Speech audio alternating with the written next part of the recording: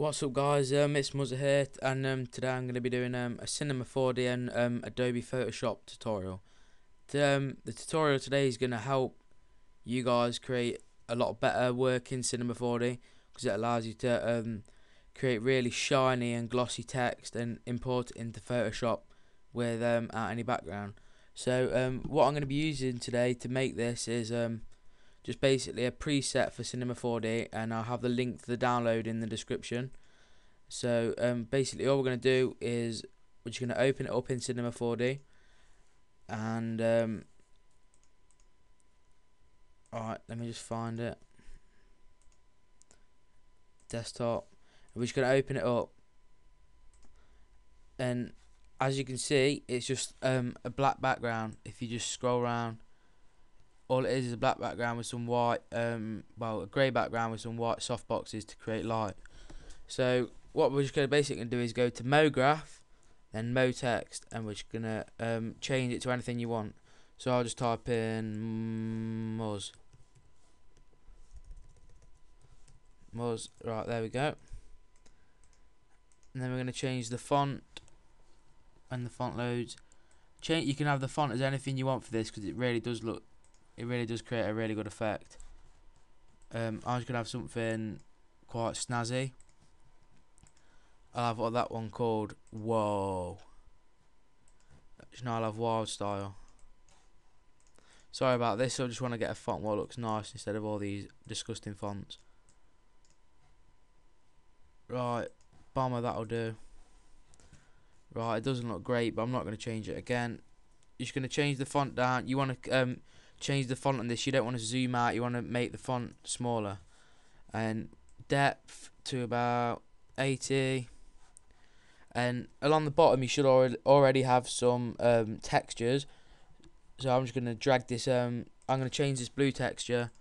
I'm just going to change the colour to a kind of dirty yellow.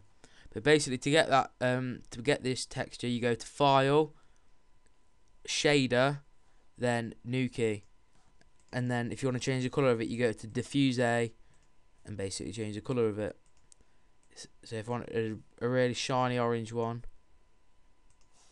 I just drag that on, and if I quickly render this out, you'll be able to see that it's creating a lot of shadows, a lot of glow, and it just looks overall it just looks really nice.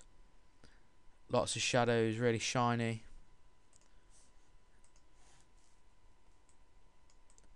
Try and use quite a thick font on this, and then just to give it a cool effect, we're just going to change the angle of each letter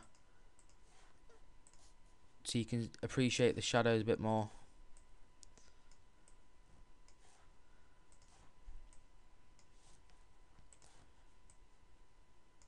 And then if you quickly render that out, you should be able to start seeing a lot more the shininess of it.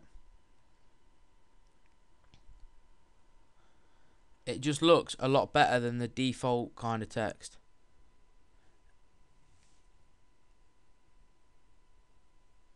Right, yep, so you guys can see that there.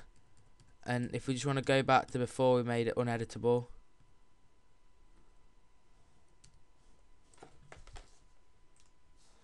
we're just going to change the caps to fillet caps, and we're just going to turn the steps all the way up. And what all that'll do is it'll make it a lot more rounder and glossier with round edges. So steps.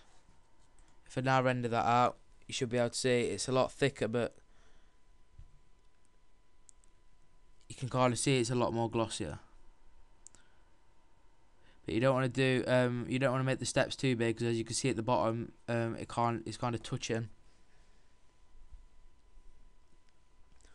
But yeah, that's looking nice. So just gonna quickly make my last few effects what I want to use.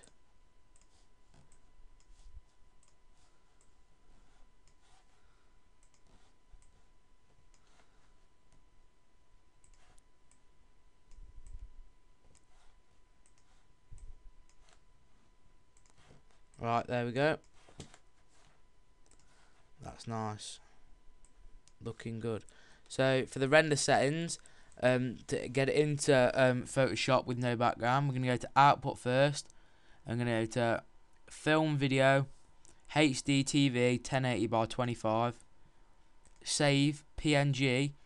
We're going to find on here PNG, portable graphics image, or whatever it means. Then we're going to, where it says alpha channel, just have the alpha channel box ticked. None of the other ones, just leave the rest of them. Anti-aliasing, best, and then through this you should have the render settings already on. So if I just quickly render this out to the desktop,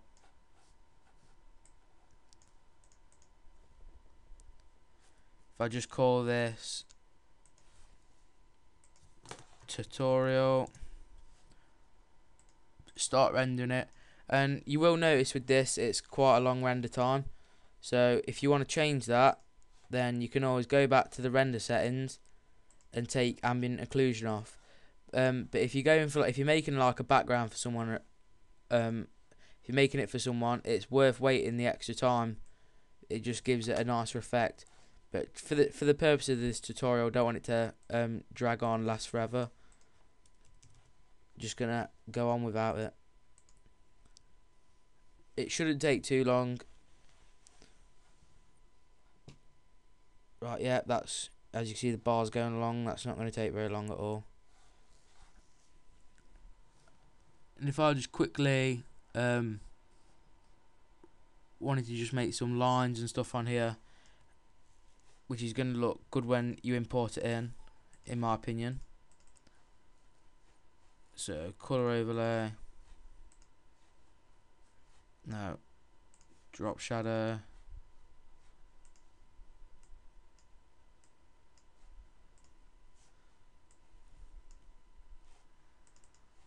same thing again, drop shadow,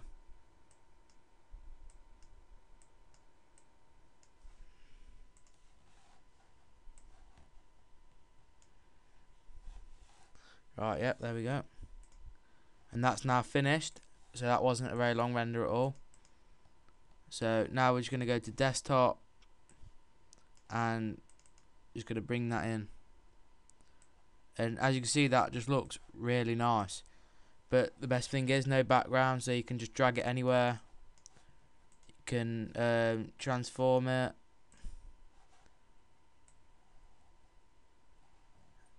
Do anything you want, really. So yeah, that's today's tutorial, guys. So if you just give that a thumbs up or something, like the video, then I'd appreciate that a lot. Thanks.